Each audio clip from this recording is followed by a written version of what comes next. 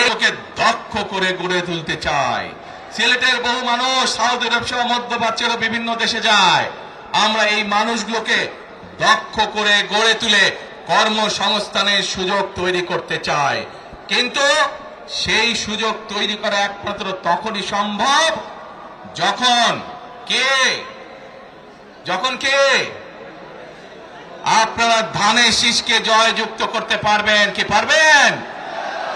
যুব সমাজের কর্মসংস্থান তৈরি করতে চাই। আমার লক্ষ লক্ষ ভাই বোনেরা বেকার হয়ে বসে আছে, আমরা তাদেরকে বেকার রাখতে চাই না। আমরা তাদের জন্য কাজের সংস্থান সৃষ্টি করতে চাই, কারণ তারা যাতে স্বাবলম্বী হতে পারে। তাদেরকে বিভিন্ন বিষয়ে ট্রেনিং দিয়ে আমরা দক্ষ শ্রমিক হিসেবে গড়ে তুলতে চাই, সেটি দেশের ভেতরে দেশের বাইরে যাতে করে তারা কর্মসংস্থানের ব্যবস্থা করতে পারে। সরকার থেকে আমরা ইনশাআল্লাহ সেই ব্যবস্থা গ্রহণ করব, যাতে সেই দক্ষ মানুষকে সারা পৃথিবীতে আমরা ছড়িয়ে ছিটিয়ে দিতে পারি, যাতে করে তারা স্বাবলম্বী হয়ে নিজের পায়ে দাঁড়াতে পারে।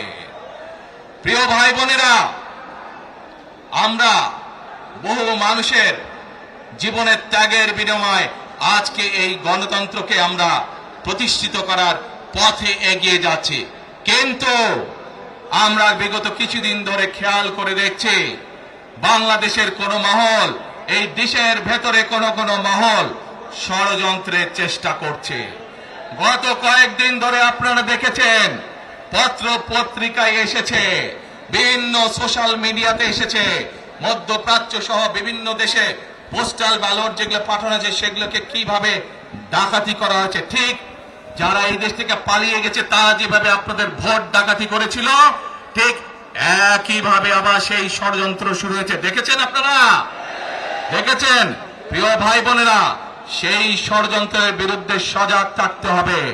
বিদেশে বসে তারা ষড়যন্ত্র করছে, একইভাবে আপনাদের আবার যে ইলিয়াস আলী, দিদার, জুনায়েদ সহ হাজারো মানুষের প্রাণের বিনিময়ে যে অধিকার আমরা অর্জন করেছি, 24-এ গণ আন্দোলনের জনগণের আন্দোলনে এই সিলেট শহরে 13 জন আমাদের জীবন দান করেছে, 13টি প্রাণ ঝরে গিয়েছে আমাদের।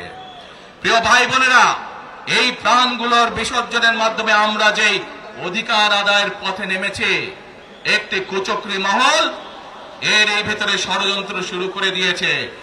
দেশের ভেতরেও তাদের ষড়যন্ত্র থেমে নেই, কিন্তু 2024 সালের 5ই আগস্ট এই বাংলাদেশের জনগণ প্রমাণ করে দিয়েছে যে বাংলাদেশের জনগণ ঐক্যবদ্ধ থাকলে, ঐক্যবদ্ধভাবে নেমে আসলে যে কোনো ষড়যন্ত্রকে বাংলাদেশের মানুষ প্রতিহত করতে পারে।